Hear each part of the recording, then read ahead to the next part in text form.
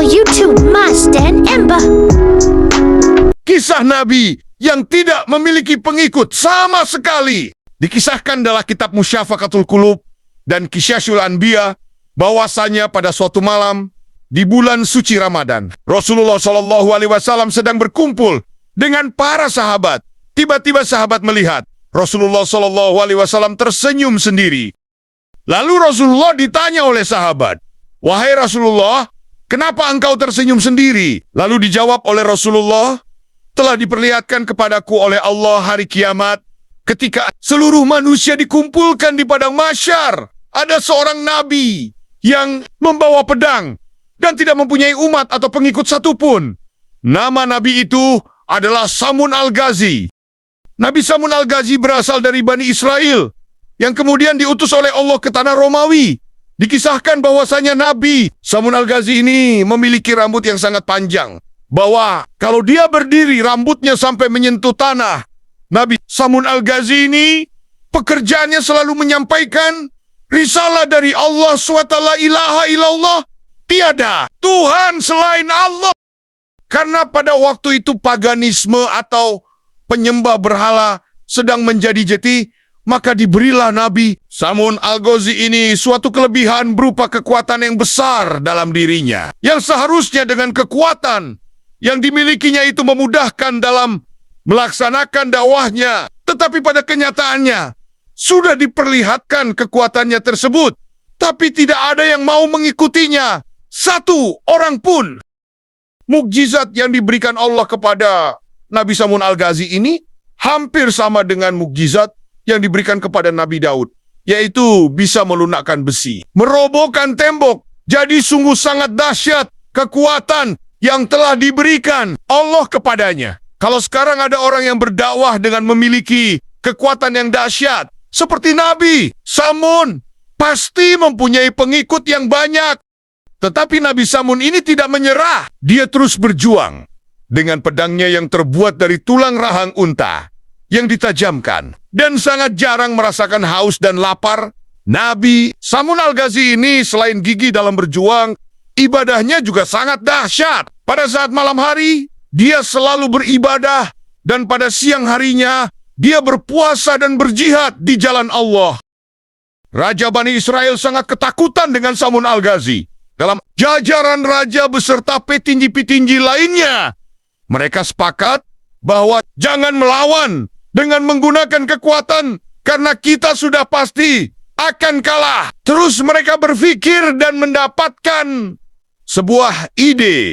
Mereka mengadakan sayembara yang barang siapa bisa menangkap Samun Al-Ghazi hidup-hidup dengan keadaan lemah, maka kami beri harta, uang emas, dan permata yang melimpah. Raja selalu mencari cara untuk mengalahkan Nabi Samun Al-Ghazi, dan akhirnya mendapatkan satu ide lagi, yaitu melalui istrinya. Istrinya dipanggil oleh raja dan diberi hasutan.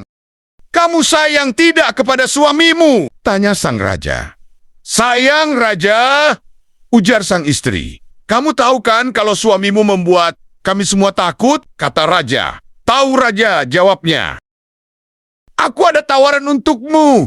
Jika kamu bisa tahu kelemahan suamimu dan berhasil membuatnya lemah, kami akan beri kamu perhiasan, emas dan permata untukmu," kata raja. "Iya, Raja, saya siap," jawab istri Samun. Lalu diberikanlah kepada istri Nabi Samun sebuah tali pengikat yang kuat. Pada malam pertama, istri Nabi Samun melihat Nabi Samun sholat yang telah disyariatkan kepadanya dengan lama, sampai sang istri tersebut mengantuk sehingga tidak jadi mengikat suaminya, yaitu Nabi Samun. Lalu pada hari kedua, sang istri berhasil mengikat Nabi Samun. Saat Nabi Samun terbang .d-a-r-i. Dia terheran dan bertanya kepada istrinya, "Apakah engkau yang mengikat aku, wahai istriku?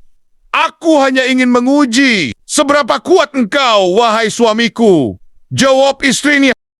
Namun itu tidak membuahkan hasil. Keesokan harinya, diikat lagi Nabi Samun oleh istrinya dengan tali yang lebih kuat lagi, namun tidak berhasil. Karena dengan semua itu tidak berhasil, maka dilakukanlah dengan jalan rayuan. Istri Nabi Samun merayu untuk memberitahu apa yang dapat membuatnya lemah. Dan karena sayangnya Nabi Samun terhadap istrinya, maka diberitahukanlah kelemahannya kepada istrinya. Bahwa kelemahannya adalah jika dia diikat dengan rambutnya, maka dia akan lemah. Keesokan harinya istri Nabi Samun mengikatnya dengan ikatan 4 helai rambut di kedua tangan dan kaki Nabi Samun. Dan ternyata benar, Nabi Samun tidak bisa menghancurkan ikatan tersebut. Lalu dilaporkanlah kepada sang raja oleh istrinya, sehingga Nabi Samun dibawa ke istana raja dan diikat di tiang dan disiksa atau dibunuh secara perlahan dengan cara memotong telinganya, mulutnya, kedua tangannya, dan kedua kakinya. Lalu malaikat Jibril turun dan memberi pertanyaan kepada Nabi Samun. Apa yang engkau minta, wahai Nabiullah? Lalu Nabi Samyuan menjawab, saya ingin minta ampun atas kesalahan yang seharusnya tidak saya beritahukan kepada siapapun termasuk istri saya, dan minta agar kekuatanku dikembalikan hingga saya dapat menggerakkan tiang istana ini.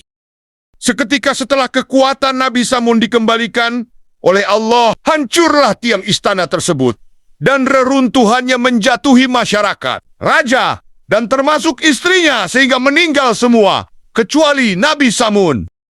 Lalu dikembalikannya kedua tangan dan kaki, mulut juga kedua telinganya, dan Nabi Samun pun bersumpah akan memberantas kebatilan selama 1000 bulan tanpa henti. Setelah mendengar kisah Nabi Samun Al-Ghazi ini, para sahabat menangis terharu, lalu bertanyalah sahabat kepada Rasul, wahai Rasul, sungguh besar sekali ganjaran yang dilakukan oleh Nabi Samun Al-Ghazi.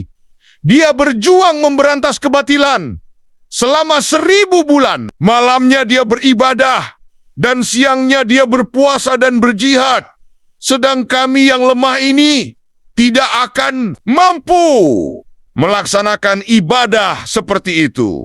Lalu turunlah malaikat Jibril dengan membawa surat Al-Qadar, yang artinya, sungguh kami telah menurunkannya Al-Quran pada malam Qadar.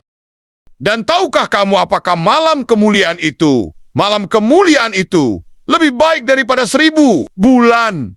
Pada malam itu turun para malaikat dan roh Jibril dengan izin Tuhannya untuk mengatur semua urusan. Sejahteralah malam itu sampai terbit fajar. Kata Rasulullah, burulah malam Lailatul Qadar ini. Kalian hanya mengamalkan 1 malam dan mendapatkan malam Lailatul Qadar itu, maka kamu akan mendapatkan lebih daripada Nabi Samun Al-Ghazi. Itulah kisah Nabi Samun, Nabi yang tidak memiliki pengikut sama sekali. Terima kasih sudah menonton. Semoga video ini bermanfaat. Subscribe, like, share, dan komen